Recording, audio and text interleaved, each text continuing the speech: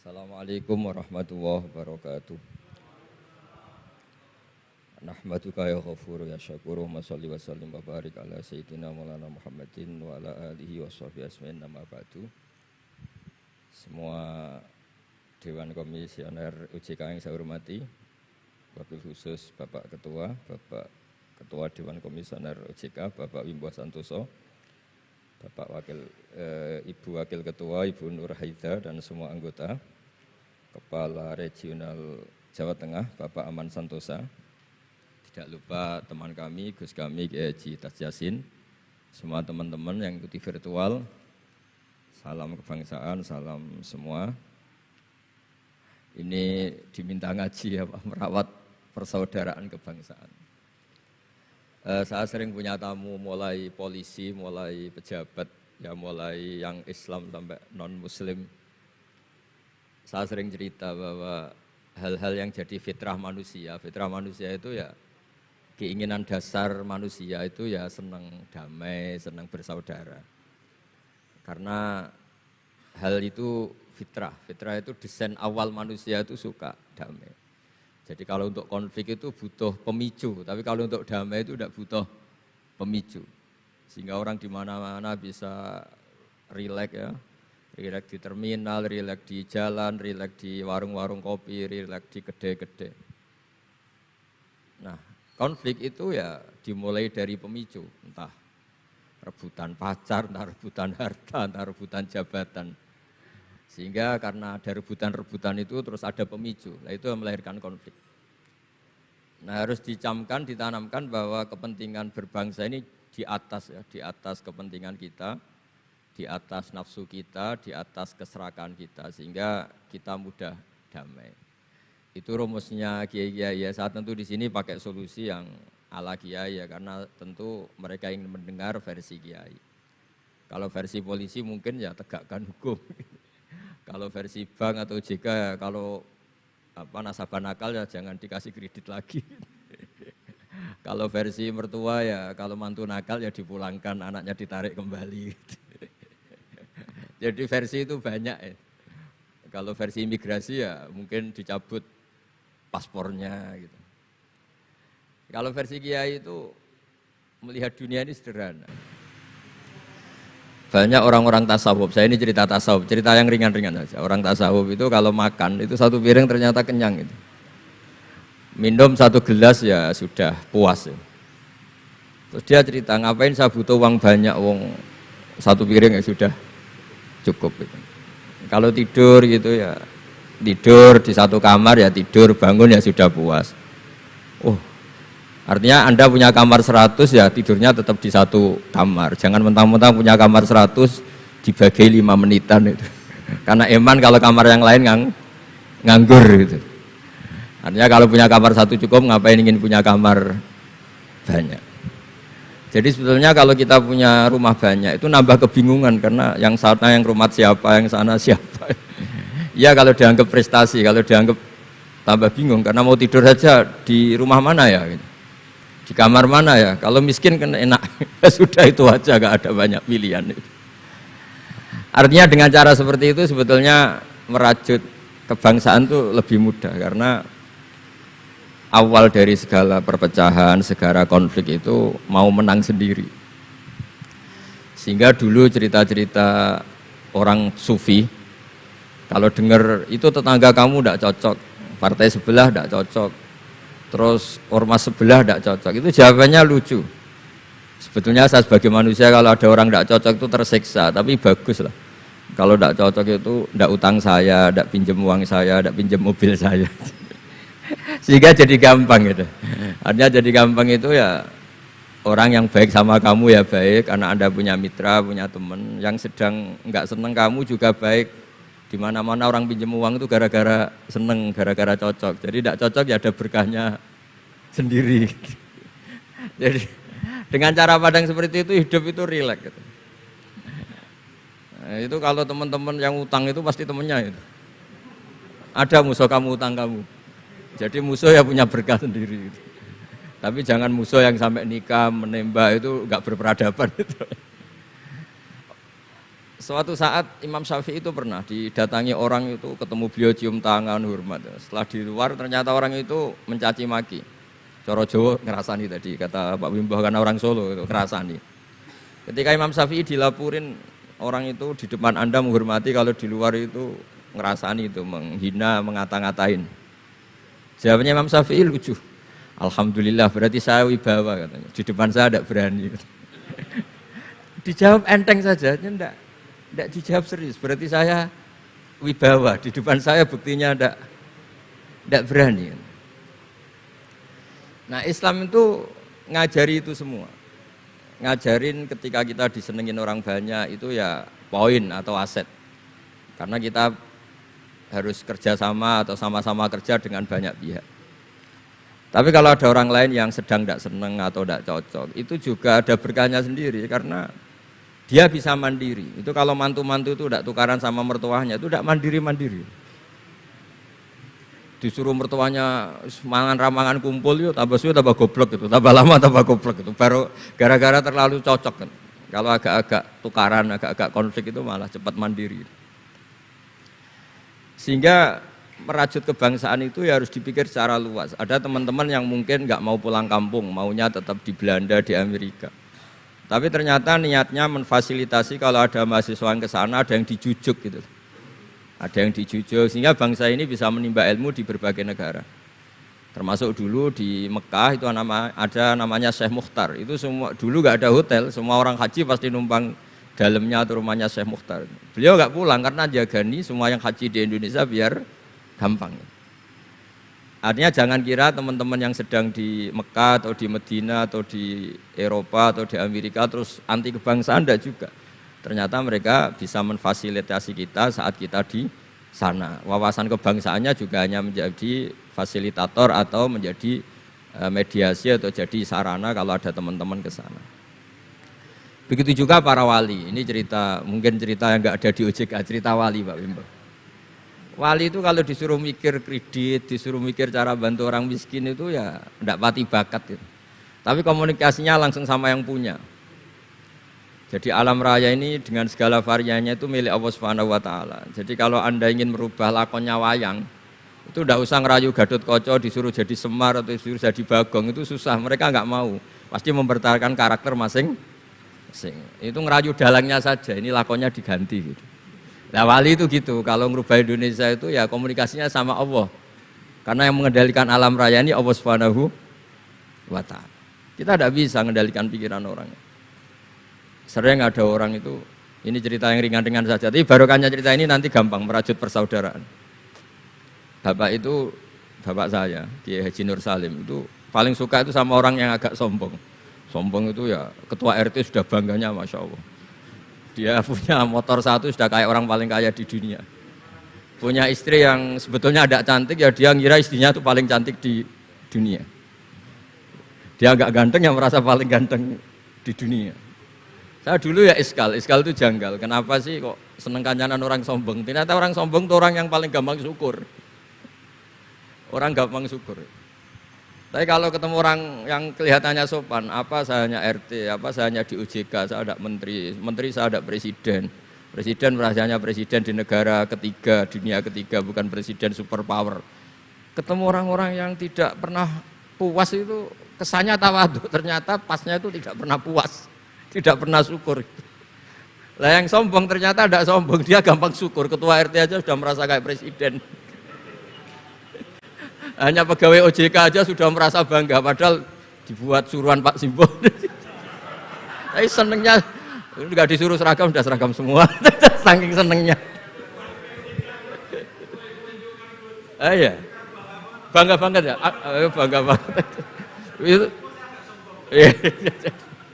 Jadi sama, sebetulnya kita jadi warga Indonesia, berKTP Indonesia sudah harus seneng. Nggak gampang, orang punya negara itu udah. Coba orang-orang yang sekarang di Amerika di mana-mana itu orang Indonesia itu ya kangen rumah. Itu untuk kangen ke sini itu harus berbiaya 100 juta untuk pulang. Kita tidak usah kangen, sudah di Indonesia itu sudah luar biasa. Nah, sama-sama kerja atau saling memberi kontribusi. Saya sering punya analogi ya. Saya sering diskusi sama banyak rektor di Indonesia. Bagus mana kerja sistem modern sama sistem kiai. Kata saya ya semuanya punya plus minus, tapi kalau saya kiai ya milih bagus kerjanya kiai. Kata saya. Kalau kiai itu ngajarkan orang yang mampu nolong yang lemah, ya sudah itu aja ajarnya. Kapan saja Anda mampu, berkesempatan mampu ya wajib menolong. Tapi kalau sistem modern itu ada jobnya, sehingga gara-gara ada jobnya, suatu saat mungkin kalau ada orang tenggelam, wah saya ada SAR, saya ada tim SAR nggak perlu menolong. Gitu. Kalau ada orang miskin, saya ada pegawai bank nggak perlu ngasih kredit. Itu bahaya untuk bangsa ini, sehingga dibutuhkan kerja-kerja yang ala kiai saja. Kalau ada kecelakaan di jalan, meskipun Anda tidak satlantas, ya ditolong Anda yang menangi, yang tahu. Kalau ada yang miskin, tetangga kamu Anda mampu, ya tolong saja, tidak usah nunggu diajukan proposal, didaftarkan miskin resmi sampai ada plakatnya, terus baru dibantu. Itu selak mati. Nah, selak kelaparan. Nah, pendidikan agama juga gitu. Misalnya semester ini mengkaji tentang sholat, misalnya di UIN atau di IAIN. Mengkaji tentang haji. Kalau di kiai enggak, Anda mau haji tinggal tanya kiai. Tapi kalau ada kuliah, nunggu semester itu, nunggu dosen itu baru tahu bab haji. Nah kalau pertolongan itu nunggu polisi, nunggu OJK itu prosedur dulu, kadang ditanya sertifikatnya macam-macam. Nah di sini pentingnya kerja. Jadi kalau lembaga resmi ini untuk hal-hal yang besar, yang tidak mendesak, yang mengikat. Tapi harus ada sistem sosial yang on time, yang setiap saat bisa diakses. Yaitu kebaikan masif, kebaikan yang semua orang itu merasa harus menjaga. Jadi yang menjaga kestabilan Indonesia itu semua orang, bukan polisi, bukan tentara, bukan siapa saja, termasuk departemen-departemen resmi, kepolisian, termasuk semuanya. Dengan merasa seperti itu, saling tergantung, dan yang lebih cepat ya sistem sosial tadi. Sehingga kalau sistem sosial itu ada kiai, atau ada tokoh agama lain, atau ada yang dituakan, itu relatif stabil, karena coro Jawa nak tukaran itu sungkan, kalau terlalu konflik itu sungkan. Nah sehingga dulu ada cerita, ini cerita ada seorang perempuan itu ketemu Nabi itu di jalan. Itu cara etika orang kita lah, apalagi orang Solo, orang Jogja itu kan ada etis, ketemu di jalan dicegat. Ya Rasulullah, saya ini punya bapak sudah tua, dan kalau Anda haji seperti ini pasti ingin bapak saya itu ikut, tapi beliau sudah tua sehingga tidak bisa ikut. Ini gimana, saya harus menghajikan beliau apa enggak? Sama Nabi saat itu dijawab, kalau bapak kamu punya utang, kamu yang bayar, cukup enggak? Ya cukup ya Rasulullah, ya sudah seperti itu. Artinya cukup Anda hajikan. Kemudian oleh Imam Bukhari itu dibabkan lucu, babnya itu unik. Bab boleh tanya tokoh di jalan. Jadi tidak tentang hajinya, tapi tokoh itu harus siap menjawab pertanyaan meskipun sedang di jalan. Tidak usah nunggu sowan di rumah, atau antri inden daftar tamu. Nah, itu jadi pelajaran bagi kita. Jadi kebaikan itu kita wajibkan dulu ke siapapun yang mampu dan berkesempatan.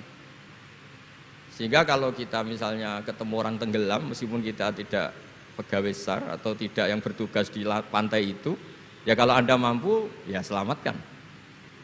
Kalau ada kebutuhan tertentu masyarakat, misalnya sakit, Anda berkemampuan minjemin mobil untuk diantar ke rumah sakit, ya kewajiban Anda, bukan nunggu dinas resmi yang mengambil. Jadi kebaikan yang diwajibkan ke dinas resmi ya monggo, kita loyal, kita dukung, kita support. Tapi kewajiban yang diwajibkan atas nama agama bagi yang mampu itu tidak boleh hilang, karena ini yang langsung bersentuhan dengan masyarakat. Coba kemarin pas Covid misalnya, banyak teman-teman saudara kita yang pulang kampung. Ketika lembaga resmi belum ngurus itu, yang ngurus ya keluarga, sanak famili, mereka pulang, mangan ramangan kumpul, ya ada, alhamdulillah ya ada yang kelaparan.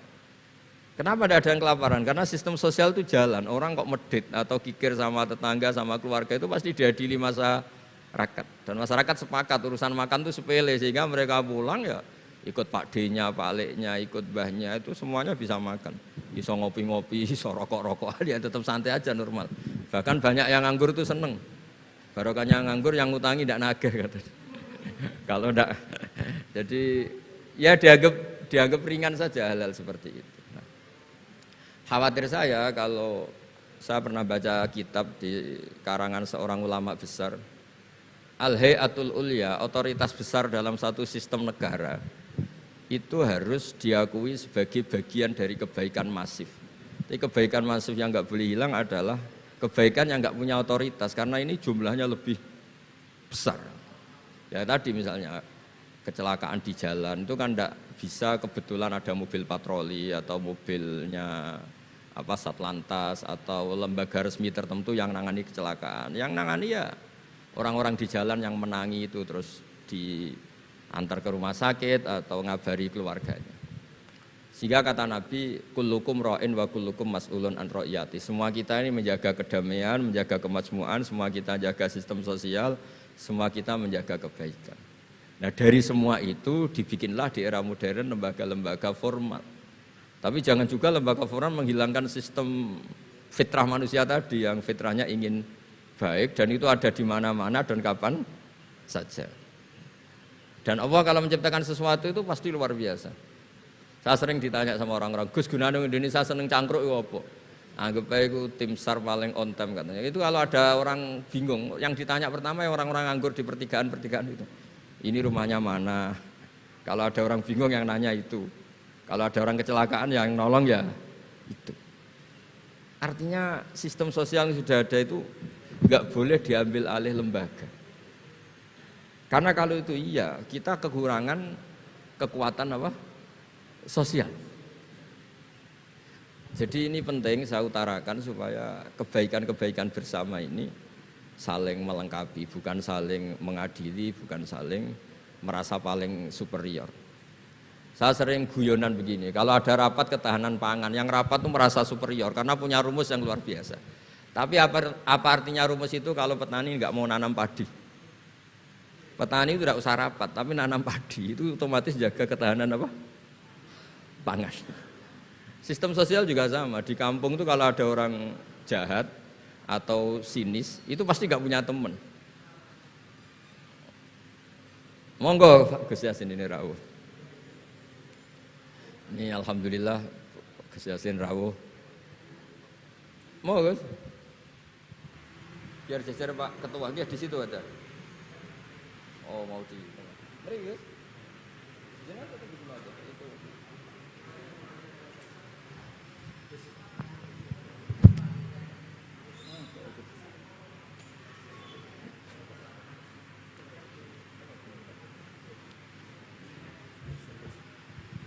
Ya saya teruskan supaya kenapa saya nyampaikan ini supaya energi sosial kita untuk menjaga kemakmuran, menjaga toleransi itu lebih masif.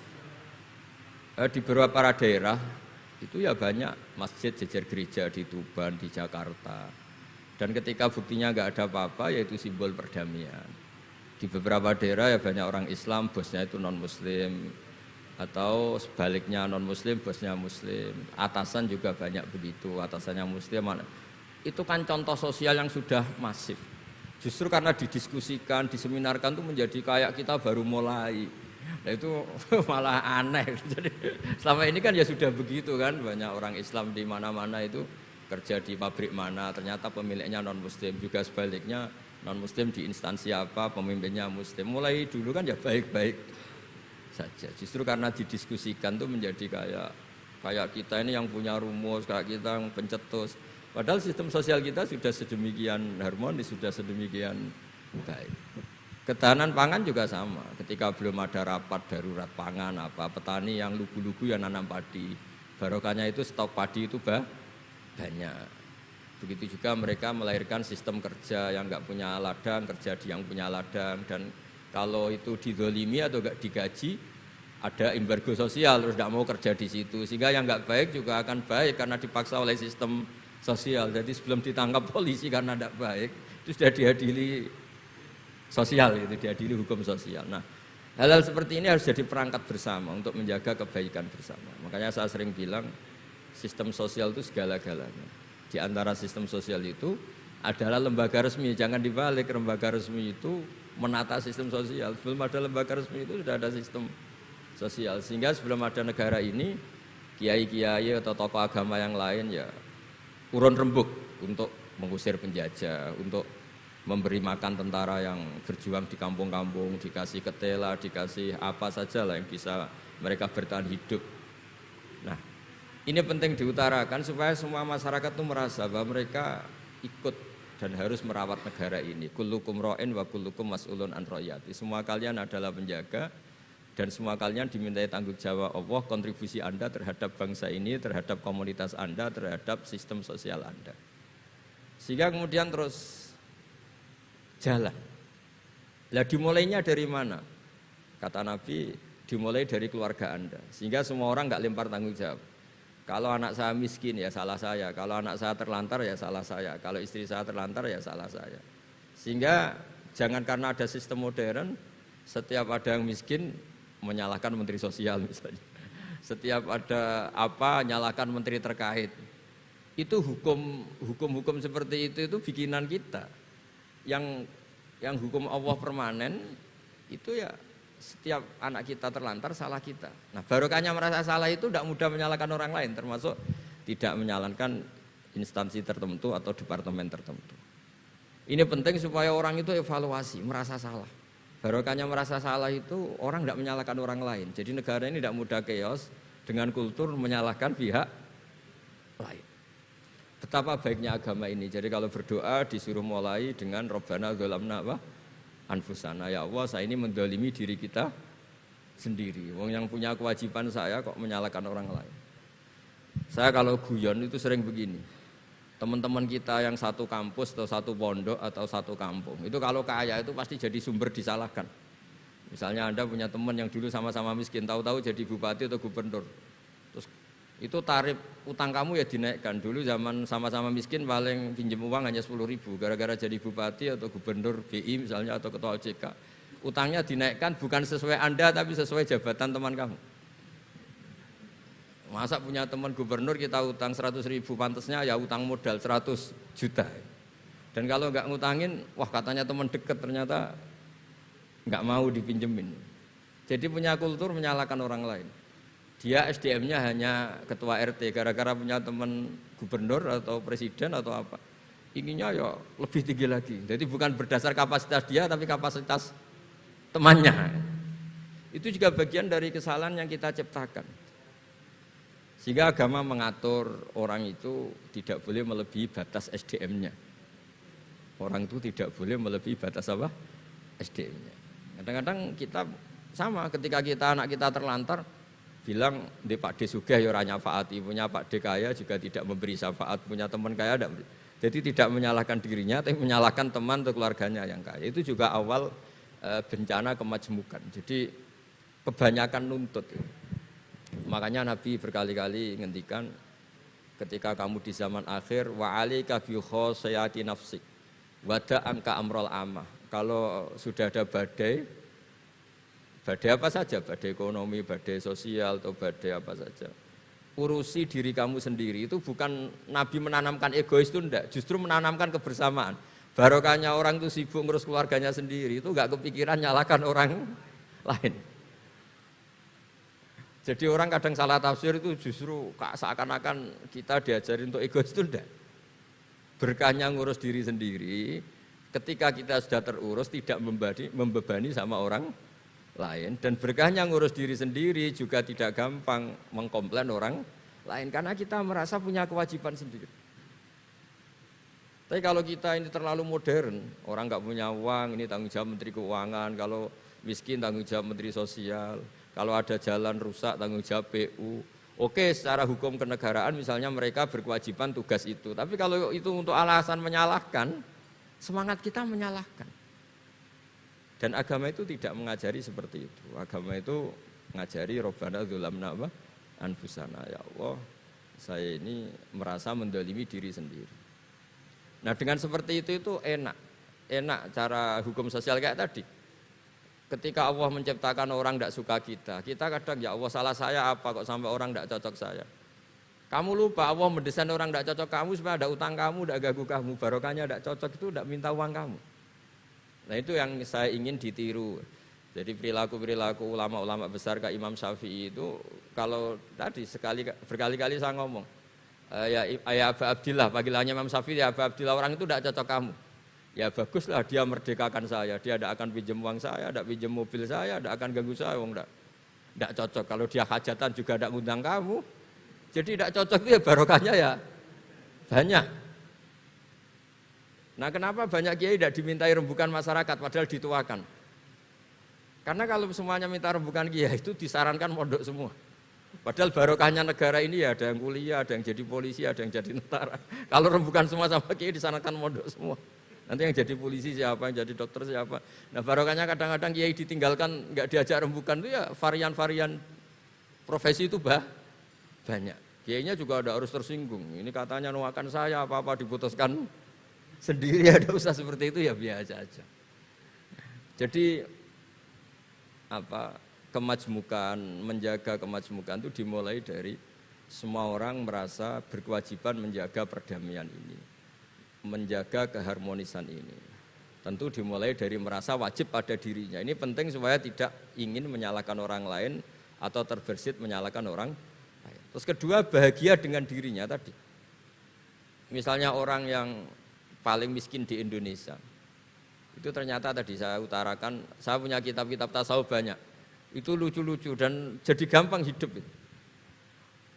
Misalnya dia miskin makan satu piring kenyang. Kenapa saya harus korupsi? Kenapa saya harus mencuri? Wong makan satu piring juga sudah kenyang.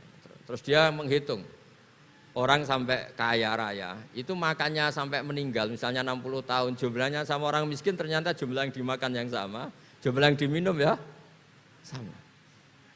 Terus ada pertanyaan, saya pernah digugat juga pas dalam satu acara. Tapi kalau orang kaya ingin apa saja kan kesampean Gus, ingin beli mobil kesampean, ingin beli pesawat kesampean. Saya tanya, ya orang kaya inginnya tidak seperti itu, misalnya inginnya mungkin jadi presiden, inginnya jadi gubernur, kan ada aja enggak kesampean. Tetap aja ada yang enggak kesampean. Kadang-kadang wah enak jadi anaknya presiden, anaknya gubernur, apa saja kesampean. Banyak juga anaknya presiden mungkin ingin anaknya jadi presiden ya enggak kesampean. Anaknya kiai ingin anaknya jadi kiai ya enggak kesampean. Mungkin anaknya jenderal, anaknya ingin jadi jenderal. Nah dia nyontohkannya kan, wah kalau jadi orang kaya itu enak, ingin makan di apa saja kesampean. Masa orang kaya seleranya hanya ingin apa? Makan. Artinya ada saja yang enggak sama. Misalnya orang jadi raja Arab Saudi, ada aja yang enggak kesampean. Mungkin bayangkannya ya ada yang demo, ada yang komplain, semua anak yang diinginkan putra mahkota jadi ya enggak gampang kesampean. Nah, kemudian dia berpikir lagi. Saya ulang lagi ya, dia berpikir lagi si orang miskin tadi. Misalnya dia ke hutan atau ke gunung, wah enak jadi bupati, gubernur, apa-apa difasilitasi negara. Terus dia mikir, tapi mereka punya atasan, ditegur atasannya takut, diatur atasannya takut. Kok enak saya nggak punya apa atasan. Tapi intinya itu bagi saya semua itu harus dikawal oleh hukum. Jadi melakukan perintah Allah itu nikmat. Sehingga Anda misalnya ketua OJK atau gubernur atau wakil gubernur atau kiai, nikmat tertinggi itu karena melakukan perintahnya Allah Subhanahu wa taala. Kita disuruh jaga Indonesia, disuruh jaga keluarga. Kalau nikmatnya itu subjektif sepihak, kita puas kalau ingin seperti yang kita inginkan. Itu enggak akan ada puasnya karena nafsu kita itu kalau guyonan orang-orang tasawuf, kamu dikasih dunia seisinya dan lipatannya, tamak kamu atau keinginan kamu itu tidak akan tercapaikan, tidak akan terpuaskan. Karena manusia itu ya sudah nggak ada batasannya. Makanya kalau guyonnya dulu kan ada orang tirakat, kalau megang apa saja jadi emas. Dia bayangkan jadi kaya, jadi top. Ternyata pertama dia megang saka rumahnya, tiang rumahnya jadi emas. Habis itu megang apa lagi jadi emas. Lama-lama megang nasi jadi emas, megang minum jadi emas. Akhirnya dia nggak bisa makan karena dia ingin semua yang dipegang jadi emas. Pas kecapean megang-megang dia ingin makan, yang dipegang juga jadi emas. Ya akhirnya kan jadi bingung gitu karena nggak kesampaian kan. Dia kesampaiannya jadi emas, ternyata kebutuhan dasar dia ingin makan malah nggak kesampaian karena yang dipegang jadi emas. Jadi itu kan contoh. Sejahtera juga sama, Anda bayangkan misalnya Kalau punya mobil, punya uang tabungan, punya apa, semuanya kesampaian enak itu. Semua yang kamu inginkan kesampaian itu enak.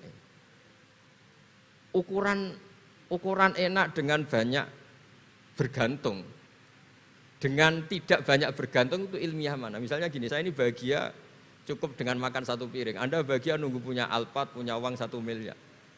Lu menggantungkan kebahagiaan dengan banyak sesuatu yang Anda belum miliki itu sudah satu kebodohan kalau orang tasawuf. Cek repot ya, tapi bahagia kok kakean syarat ya.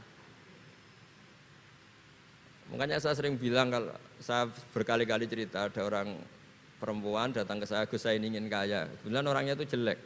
Saya bilang, kalau kaya yang repot kamu. Kenapa Gus? Setelah suami kamu kaya, sekarang suami kamu kan miskin. Pertama yang dievaluasi apa? Ganti rumah, ganti mobil. Lama-lama ganti Anda, kata saya gitu. Karena setelah rumahnya bagus, mobilnya bagus, yang dievaluasi pasti Anda, katanya. Wah, kalau gitu miskin aja Gus. Iya kan, sudah rumah bagus, mobil bagus, ternyata istrinya. Nanti kalau suami kamu kaya, yang dievaluasi tidak hanya mobil dan rumah, tapi Anda, katanya. Nah, maksudnya ini ya guyon, tapi supaya kita ini bahagia dengan diri kita apa? Sendiri. Jadi saya mohon semohon-mohonnya semua yang mendengar ngaji ini, bahwa agama ini mengajarkan wa'alika bi khossati nafsik. Urus diri kamu sendiri itu bukan mengajari egois, itu bukan. Kalau semua kewajiban orang merasa bertanggung jawab, paling tidak bawaannya itu tidak nyalahkan orang lain. Dan negara juga agak repot-repot karena semua orang dicukupi oleh orang tuanya, oleh keluarganya. Sehingga negara ini sifatnya hanya membantu, bukan ngurus yang pokok. Tangan negara tidak cukup untuk ngurus sebesar itu, tidak cukup. Yang cukup adalah individu-individu ini menanamkan nilai-nilai sosial sehingga semua bertanggung jawab atas dirinya, atas kampungnya, atas komunitasnya, terus negara fasilitasi itu semua. Insya Allah menjadi baldatun thayyibatu wa rabbun ghafur. Saya kira demikian, semoga bermanfaat dan mohon maaf. Assalamualaikum warahmatullahi wabarakatuh. Hadirin yang berbahagia, selanjutnya dialog yang akan langsung dipandu oleh Ketua Dewan Komisioner Otoritas Jasa Keuangan Bapak Wimbo Santoso.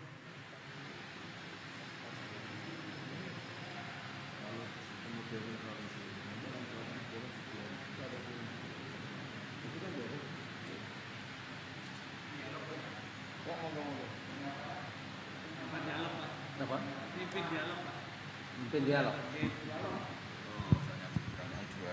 Oke, terima kasih. Mohon maaf tadi kami lagi ada berdialog kelas tinggi tentang mensyukuri apa yang kita punya. Nah, itu tadi kan gitu kan ya. Jadi tadi apa yang disampaikan kepada Gus Baha tadi, ya, Gus Wagub itu falsafahnya tinggi. Falsafahnya tinggi. Apa kita bisa mensyukuri yang kita punya? Ya. Jangan, ya memang orang tadi kan tidak pernah puas. Ditakdirkan manusia itu memang tidak pernah puas. Ya. Tapi bagaimana kita bersyukur apa yang kita punyai ini? Inilah yang pemberian Allah. Pasti ini sudah seadil-adilnya. Ya. Dan kita insya Allah kalau kita bersyukur dan melakukan apa yang kita lakukan dengan batas kepuasan yang terukur oleh kita, ya, ini insya Allah kita akan mendapat berkah. Ya. Bahkan sebenarnya kalau berkah yang melimpah itu doa kita, keinginan kita, ya, itu pasti insya Allah diberikanlah sama yang Maha Kuasa. Ya. Toh itu ini luar biasa. Terima kasih Gus Baha, Gus Wagub. Ini tadi sudah kita mulai. Ya. Ini terima kasih bisa rawuh. Nah, rasanya ini suatu hal yang luar biasa. Kita juga bisa ketemu dalam temanya ulang tahun ke-10 OJK, Gus Wagub ya. Tadi kita bilang meskipun kita baru 10 tahun kita udah akil balik ini, Bang. Malah udah ada yang setengah tua ini kita ya. Jadi ibarat ilmu atau ibarat umur itu pengalaman udah tidak diragukan lagi lah, ya, terutama dalam hal bagaimana kita menjalankan tugas-tugas ini. Oke, terima kasih sekali lagi Gus Baha, Gus Wagub atas rawuhnya. Ini mungkin kita buka untuk berdialog. Dialog. Ini kebetulan ada Bu Waka, Wakil Ketua Dewan Komisioner OJK bersama kita dalam Vikon, dan juga ada Pak Ahmad Hidayat, ya. Ada Pak Tirta, welcome Pak Tirta, sudah hadir. Ya, Pak Tirta Segara ini adalah anggota Dewan Komisioner in charge untuk edukasi dan perlindungan konsumen. Ini penting, ini bagaimana membina masyarakat, ya, ini Pak Tirta ini porsinya, terutama masyarakat yang nasabah kita. Oke, kita coba kita kasih kesempatan pertama kepada Bu Waka kalau ada yang mau ditanyakan atau Bu Waka bisa, monggo Bu Waka. Assalamualaikum warahmatullahi wabarakatuh. Pak Ketua yang kami hormati, Gus Baha yang kami hormati, dan juga Gus Wagub.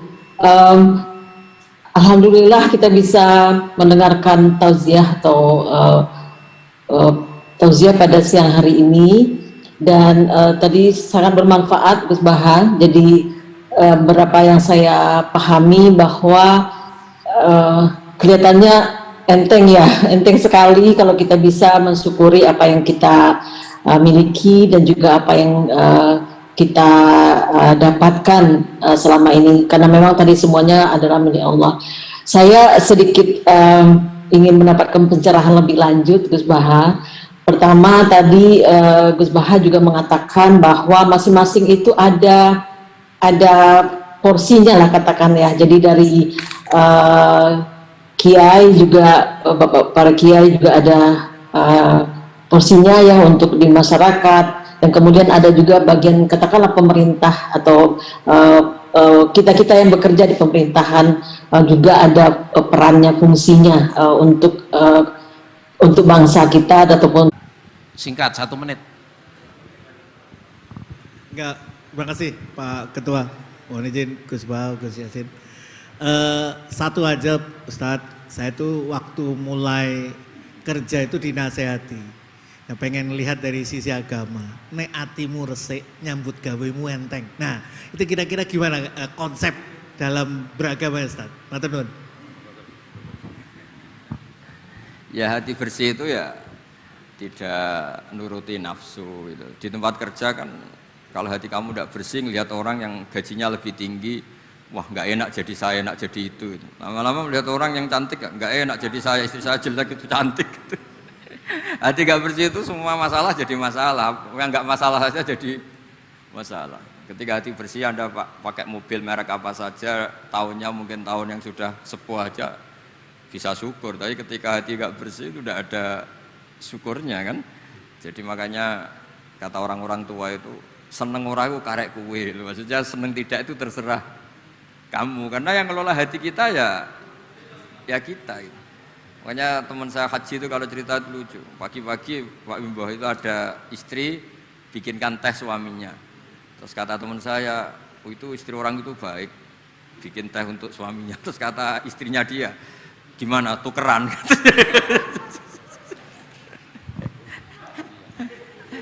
Ya sama, nanti kalau kamu di tempat kerja tidak baik ya, melihat pimpinan iri, melihat atasan iri, melihat orang cantik iri, melihat orang yang lebih mapan iri, itu kan tidak ada selesainya itu. Ya makanya kata syukur itu segala-galanya menurut saya tadi, kata Ibu itu pokoknya syukur itu segala-galanya. Orang bisa asik apa saja itu karena bersyukur itu sudah, yang lainnya enggak itu. Makanya ya semuanya bersyukur itu. Enggak ada solusinya di luar itu. Makanya solusinya syukur. Coba misalnya kita orang Indonesia melihat Amerika atau Swiss atau mana saja lebih makmur. Coba apa Anda siap jadi orang Swiss? Di sana dianggap imigran, sudah gitu dianggap pendatang, eksistensi kita. Mendingan jadi orang Indonesia, karuan warga negara kita. Daripada ngeluh membanding-bandingkan dengan negara lain, mendingan bersyukur jadi warga apa? Indonesia, karena Anda disuruh jadi warga negara sana juga agak siap gitu. Sudah gitu wajahnya dipertanyakan, ini wajah Swiss apa Solo? Kan malah jadi panjang kan. Masih ngurus warga negara macam-macam. Sementara kita di Indonesia langsung jadi penduduk sah. Semuanya kata kuncinya itu syukur tadi. Hati resik itu ya maknanya syukur itu. Saya kira.